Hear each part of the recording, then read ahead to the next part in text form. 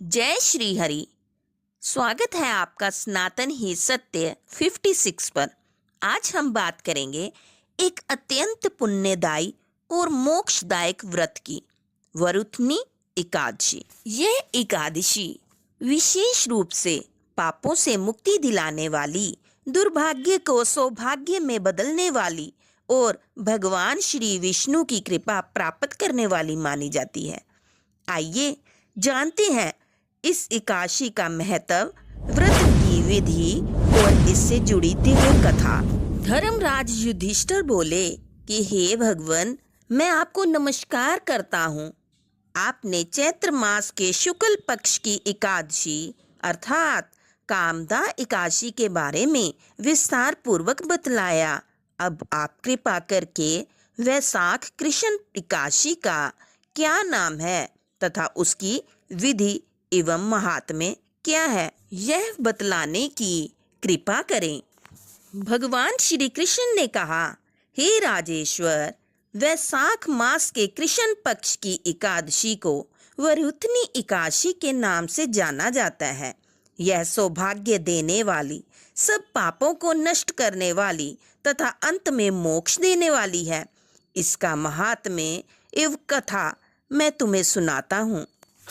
प्राचीन काल में नर्मदा नदी के तट पर मानधाता नामक राजा राज्य करते थे। वह अत्यंत दानशील तथा तपस्वी थे। एक दिन जब वह जंगल में तपस्या कर रहे थे, तभी ना जाने कहां से एक जंगली भालू आया और राजा का पैर चबाने लगा। राजा पूर्ववत अपनी तपस्या में लीन रहे। कुछ देर बाद पैर चबाते चबाते भालू राजा को घसीटकर पास के जंगल में ले गया। राजा बहुत घबराया, मगर तपस्या धर्म अनुकूल उसने क्रोध और हिंसा ना करके भगवान विष्णु से प्रार्थना की कि हे भगवान, हे प्रभु, मेरी रक्षा करें। उसकी पुकार सुनकर भगवान श्री हरि विष्णु प्रकट हुए और उन्होंने चक्र से भालू को मार डाला। राजा का पैर भालू पहले ही खा चुका था। इससे राजा बहुत ही शोकाकुल हुआ और उन्हें दुखी देखकर भगवान विष्णु बोले कि हे वत्स, शोक मत करो। तुम मथुरा जाओ और वरुथनी एकादशी का व्रत रखकर मेरी 12 अवतार मूर्ति की पूजा करो।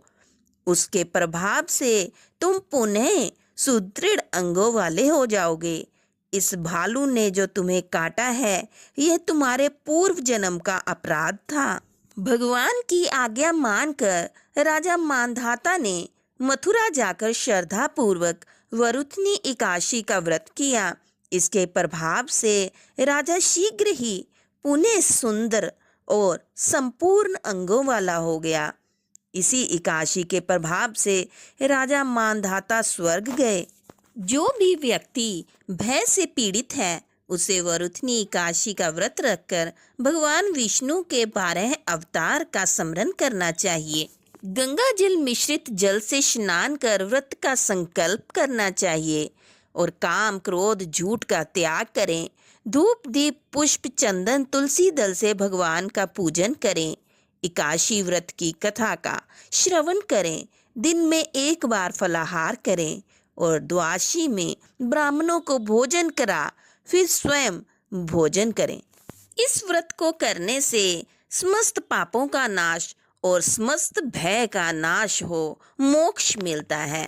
तो दोस्तों, यदि आपको यह वीडियो ज्ञानवर्धक और प्रेरणादायक लगा हो तो कृपया इसे लाइक करें, शेयर करें और हमारे चैनल सनातन ही सत्य 56 को सब्सक्राइब करना ना भूलें। जय श्री हरि।